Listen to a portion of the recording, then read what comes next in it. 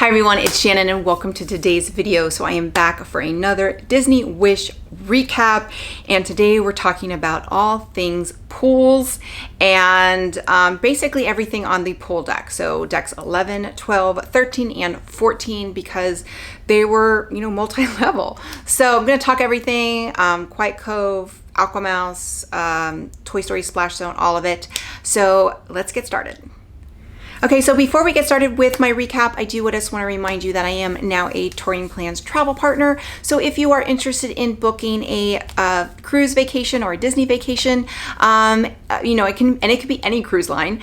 Definitely, if you don't have a travel agent, I do encourage you to check out TouringPlans. There is a link below, and you can just kind of send them an email, fill out their form, and request some information, and an agent will get back to you. They are fabulous. I have been working with them since they became an agency. I switched my agent over to them, and they have been fabulous. So let's get started. Let's talk about the pool deck, and let's just talk about the standard pool deck. So standard pool deck 11, I have the deck map here so that I can kind of just take a look at it because it is a little confusing.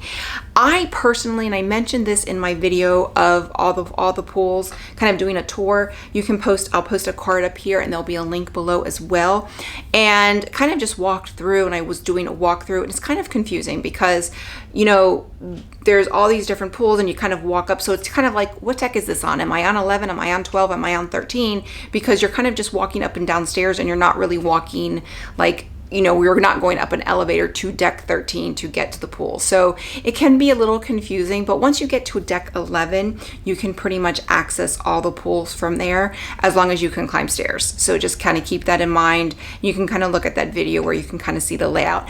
I personally thought the layout was great for a cruise. A lot of times they have this one big pool. Everybody just kind of waddles in it, whatever. There's not like you're doing a lot of swimming on a cruise. Now, and especially a Disney cruise is going to be different than, let's say, the Royal Caribbean, where they had all these contests and belly flops and sexiest man. You're not going to really see that on a Disney cruise. You're going to see people watching the funnel vision, and they have a lot of shows on the pool deck. So the pool deck actually can cover, the Mickey pool becomes the stage. So I thought that was a really great setup. So my son loved it. They have pools of different varying, they had some that were like kind of splash areas. They had some that were a little bit deeper, like 4 feet. So they had a different variety. A lot of people were sitting in a pool watching the funnel vision. So I personally like the setup. My husband didn't like it at all. He's just like, I don't like it. So I think it's just personal preference of whether people like it. I thought it was a great setup. My son thought it was a great setup. So what does my husband know? I thought it was a great setup. Again, I didn't really spend too much time in the pools. I thought they were just, I just don't really spend a lot of times in the pool. So, but they had, let's see. So on deck 11, we'll just kind of go through it. On deck 11, you have the Mickey pool, which is the one that turns into the stage right below the funnel vision. That is the Mickey pool. Then there's Minnie's pool, and then there's Daisy's and Pluto's pool. Those are the ones on deck 11. Going up to deck 12, you're going to have Donald's and Goofy's pool, and they are close to the Mickey pool, and that's it. Those are the only ones on deck 12. And then deck 13 is where Quiet Cove is, so there's no pools on deck 13. And then deck 14 is the special pool, and this is the one that I think is the one that's kind of a hidden gem, and it is the Chippendales pool. And I talked about this one. It is all the way forward on deck 14. So it's all the way forward, and it has the pool, and then it has like a shaded area of like a secondary pool under a waterfall, but then it also has like a shaded area, so like loungers, but they're all shaded. So I walked over there just kind of exploring, and it was a really great area. And it was, when we brought my son over there, he was the only kid. Like, it was the other adult pool, even though it wasn't adult only. There was only adults there, and then I brought my son there, and we're kind of like, yeah, I think we're kind of ruining it for these people that are here. So we ended up leaving pretty quickly, but it kind of turned into like another adult area. So at least on our sailing, I'm sure every sailing is different, but it's kind of hidden. It's all the way forward, beautiful views, but really great to get some shade, but you can have a shade, you can be in the pool. So the Chippendale pool on deck 14, it's kind of hidden, but I thought that was a really, really great pool. And another thing about the pools is deck 11 is where Mickey and Friends Festival of Foods is, toward the front of the ship. And then you have Marshalling Market toward the back. They're all of those are on deck 11. So when you're in those like main pools, you have, you know, Festival of Foods right in the front, and then Marshall. You have a lot of choices for food all on deck 11. And when we were there and we were at Festival of Foods and we couldn't find a place to sit, we walked all the way back to Marshalling Market and was able to find seating there. That was not normal, just because they had all this set up for all the media, so they had pretty much taken up all the chairs. I don't think that's necessarily typical, but you know, it was just very convenient. We were able to eat inside in Marshalling Market. So that's the really good thing about the pool deck and the way it's set up. It's just all the food is on deck 11. Okay, now moving on to deck 12, that is where the Toy Story splash zone is. And then on one side you'll have Trixie Falls, and on the other side you have Wheezy's Freezies. So Wheezy Freezies, they make, you know, like strawberry daiquiris, pina coladas, but they also make some drinks for, you know, kids, non-alcoholic. So they have, it's a really great area, so you can have a nice cocktail and watch your kid in the splash zone. I thought it was pretty, you know, geniusly set up. The Trixie Falls pool, I wasn't able to find out at that point if any, you know, kids could be in there. And what I did find out is kids that are in pull-ups or swim diapers cannot be in any of the pools. So that was one of the things that I couldn't find out on the ship, but I did find out after. So just to clarify, the Trixie Falls is just like a regular pool. It's just by the Toy Story area, but it if a kid is in a swim diaper, they cannot be in it. They can only use the Toy Story splash zone. However, the Toy Story splash zone was incredible. My son played in there, I think probably 2 to 3 hours over the course of a 3-night cruise. He loved it. He absolutely loved it. He just played. And then when other kids, I mean, for a while there, he was just playing by himself. And then once some other kids came, they were just having a ball. And he's 6.5. We thought, okay, we'll go by there. He absolutely loved it. So I was pretty surprised about that. So I think it's just really designed really well. We've been on the Nemo one. I remember the Nemo one on the Dream, but my son was only 1. He couldn't even walk yet. So I'm curious to see if he'll still have the same reaction when we go next month. But the Toy Story Splash Zone was amazing. And then there's Slide-a-Saurus Rex, which is right around the corner from the Toy Story Splash Zone. And that is the other slide. So there's the Aqua Mouse, but then there's the Slide-a-Saurus Rex. And it's a fun slide. It's a fun slide. I love the queue. The queue is it's based on that, I guess, short where the Partysaurus Rex, and it's kind of like, it's got like a rave going on in the queue. There was never really a line for us, so we were able to kind of walk up and down. And one of the things I loved about it was going down it. It didn't go too fast, and I was able to not get soaked, like if I was able to keep my hair dry. So, you know, sometimes if you're getting close to, if you have 5:45 early seating for dinner, you don't necessarily want to get your hair wet because you don't want to have to wash it again. So, you know, women, hear me out. But that was one of the things I liked about the slide. It's a fun slide. And, you know, there wasn't really a long line. You know, I think the most we ever saw was maybe 6 people. Again, preview sailing, so it probably could be different on a different slide, but everybody seemed to be waiting for the Aqua Mouse. So Slide-a-Saurus Rex was a lot of fun, and it was kind of separate. So where it was, I think the location also made it where, you know, it was more for the younger kids. So I don't know. I think it's a great slide. Okay, so we already talked about deck 14, so let's talk about deck 13. So deck 13 is where the concierge private sun deck is. Now, I didn't get to see it. It looks like there's a pool there. I personally didn't get to see it, so I can't really tell you anything about it, but I've heard that the concierge area on the Disney Wish is amazing. Maybe one day I'll see it. But it is also where the Aqua Mouse is. So it's kind of, you walk upstairs and the line there is a queue, and then the line will start to go downstairs. So sometimes if there's a long line, you're going to have to go down to all the way down to 11, and you're going to go up to 13. If it's down to 11, I would say wait, because the line, there's times, and I would ask a crew member, when does the line get slow? You know, first day I waited an hour, and I realized that the line did start to get shorter at different times of the day, I never would have waited an hour had I known that. But, you live and you learn. So I would say if the line is really long, try and plan to come back if you can and with your schedule to come back at a different time. One of the things we didn't get to do was to ride it at night. I really want to ride it at night. It was just, it seems like they said it's kind of a different experience. Now, we only got to see the one with the Swiss meltdown, I think it was what it's called. We didn't get to see Scuba Scramble because it was a media cruise. Evidently, what I heard was that the media had requested that the scenes not change because I guess for filming, because they were doing different viewpoints or whatever, so they didn't want the scene to change. So we only got to see the one scenery. So that's one of the things what we're looking forward to getting back is to see the other scenery, Scuba Scramble. We really enjoyed it. I mean, I rode it 4 times, my son rode it 9, and every time it was just fun. You could see though he kind of knew where it was going to spray him because he would start to duck, but it's a lot of fun. Now, as far as it breaking down, it breaks down. And one of the things we learned was the first day, so we were on it 2 full days. The first day they said it was the best day it had that up until that point, it was the best day it had run. We never saw it break down. If it did, I don't know, but we never saw it.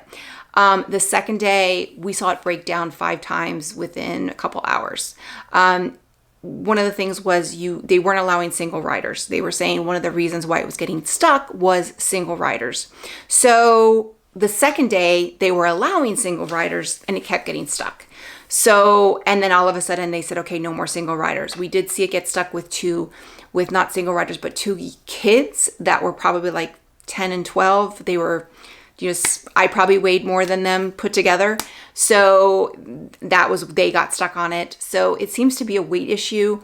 Now that was, again, the preview sailing. We went back in July. So hopefully they are working out the kinks, but I have heard that.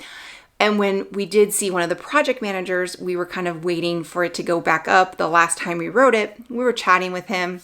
It had gone down again. We were right toward the front of the line. And he goes, this time it wasn't our fault. And he says that he kind of mentioned that a lot of times, not all the time, there are some issues. However, a lot of times it is, there are reasons why it goes, there's some sensors. And he didn't tell us specifics, but what I imagine is people maybe are trying to get out of the raft or moving. I don't know, but he did say that people do stupid things and which cause the ride to shut down. And every time it shuts down, it's 20 minutes because they have to evacuate everybody. They shut off the water. They have to walk through the entire ride. And then it's 20 to 30 minutes before it can come back up. So all I'm going to say is if you end up riding the Aqua Mouse, just don't do anything stupid. Don't try and, move out of the raft or anything like that. We did see after that time, they did evacuate somebody. A lot of the people went back in line and there was 2 people that they were not allowed to get back in line. So we kind of knew that they were the culprits. We don't know what they did, but they obviously did something that they weren't supposed to, which caused the ride to stop. So again, hopefully they're figuring it out. And, the good thing for us is that we have 1 child. So we were able to do rider switch. Our son is named Ryder, so it's appropriate. We were able to go, my husband would ride with him, and then I would wait off to the side, and then I would go with my son, and then my son would get to ride it twice. So that was really great for us with the rider switch because they weren't allowing single riders. It allowed my son to ride twice, which was great. Getting in and out of the raft, not easy. I'm pretty fit. I work out and it's not easy, but I will say I've seen a lot of people comment like they were kind of concerned of how they're going to look. Nobody's looking. I wasn't paying attention to people getting in and out of the raft. I mean, I was very self-conscious when I was getting in and out of it because, I felt just ungraceful but I wasn't watching anybody. So I wouldn't worry about that, but I'd just be prepared that you are getting on the ground. You are sitting on the ground and you got to get up off the ground while it's moving, albeit slowly, but it is moving. So just keep that in mind. I loved it. Now we never got to ride the Aqua Duck. We're going to ride it next month. So I'll be able to compare the 2. But I thought it was a great ride. Like, I really enjoyed it. I really enjoyed the cartoon portion. It's a lot of fun. And, the ride portion was just, I really enjoyed it. And the last day we waited because it broke down twice while we were in line that last time. And we waited. We ended up probably waiting an hour because I wanted to ride it one more time, and it was a great ride. So I think it's a really nice addition. Again, I can't compare it to the Aqueduct. We'll look forward to doing that, but it's a fun ride. And I just hope that they get it up and running so that it doesn't break down or go down as often as it was on our second day. Okay, and finally, we're going to get to the Quiet Cove, which is disappointing. So again, for us, for our family, it's not disappointing because we're probably never going to use it. When we're at the pool, we're with our son for the most part. My husband wanted to go see it, and he was disappointed that he never got to go see it. And he even said, he goes, because he only saw it through my video, and he's like, next time we go, I want to go to the infinity pool. I want to make sure we go out there. But there is only one hot tub. So the Quiet Cove hot tub or whirlpool is right off to the side, and it's right below. You can see it in my video where it's just below where the Aqua Mouse, where it comes out, and you can kind of just watch the Aqua Mouse from that whirlpool. Every time I saw it, it was empty. There was never anybody in there, but it's kind of off to the side. It's kind of in this desolate kind of area, but it's kind of nice too, but there's really nothing around there. And then the actual Quiet Cove, there's the infinity pool. And then they have these two pools, which are just kind of for your feet, and you kind of sit there. And I really didn't understand the point. Now, maybe people really like that, but it just seemed kind of odd. Also, the infinity pool didn't really look accessible. So not only just, for wheelchair accessible, forget about that, just anybody with any sort of mobility issues, you kind of had to go upstairs and then go downstairs to get into it. So if you are with anybody that has any sort of mobility issues, they're probably not going to be able to get into the Quiet Cove. I heard on our cruise it was packed, but our cruise was a lot of media and a lot of travel agents that didn't have their kids. There was not a lot of kids on our sailing, so it was really, really packed. I personally, and I mentioned this in another video, that I personally think that they made the true adult area, the rainforest area, or the rainforest room part of the spa, which is an add-on charge. For our 3-night cruise, it was $195 for the course of the cruise per person. And they have this beautiful outdoor space. Now, it is beautiful. And I have heard from people that they say that they loved it. They absolutely loved it. There's 2 whirlpools there. So I kind of feel like they made the Quiet Cove, the free adult area, smaller, but they have this other adult area in the spa that you can add on and upcharge. That's really a true adult area that's even nicer and has these 2 beautiful whirlpools, with a hidden Mickey. So that's kind of what I think. Personally, I don't think it's not going to affect us, and I think for probably 3-night cruises, probably not going to be a bigger deal. I don't know. I know for us with a young child, we're not going to be going to the adult area very often. However, if he was a teenager, we probably would. So I think maybe he's 6, let's say, 6 or 7 years, if we go on a Disney cruise, then yeah, it probably would affect us if it was very small. So I think it just depends on the demographic of the cruise. I'd be really interested to see how packed it gets when on our next cruise. Because again, our sailing was not typical, so I'd be really curious to see how packed it gets on the next cruise. But the bar was kind of small.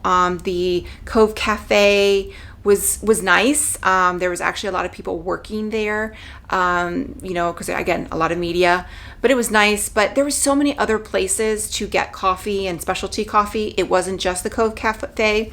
And I don't remember the Cove Cafe on the other ships. So for me, it wasn't a big deal, but I know I keep hearing that it was a big deal for other people, especially for those that maybe don't have kids or their kids are older and they utilize that space a lot. It was very disappointing. So I would just say, if you planning on using it, you like to use that adult space, see if you can budget for the Rainforest Pass, because I think that might be worth it for you if you think it's going to be too packed, and you like that, that area, because I think that's kind of what they did. I think they made that rainforest area the other adult area is just an upcharge. So that's my thoughts. But again, only one whirlpool. Yeah, I was kind of surprised with that. So that is it. That is all things pools on the Disney Wish. My recap. Again, I like the setup. You know, I don't really have any complaints. I thought it was really good. We really loved the slides. We really loved the Aqua Mouse. Loved the Toy Story Splash Zone. I was kind of surprised with that. And Chippendale Pool, you know, kind of a hidden gem. Quiet Cove, you know, what everybody else says. It's small, a little bit of a disappointment, but for us, it really doesn't affect us. And, you know, but I can't wait to go back. So with that, if you like this video, click like, click and subscribe. That way you get a notification every time I post a new video. Bye everyone.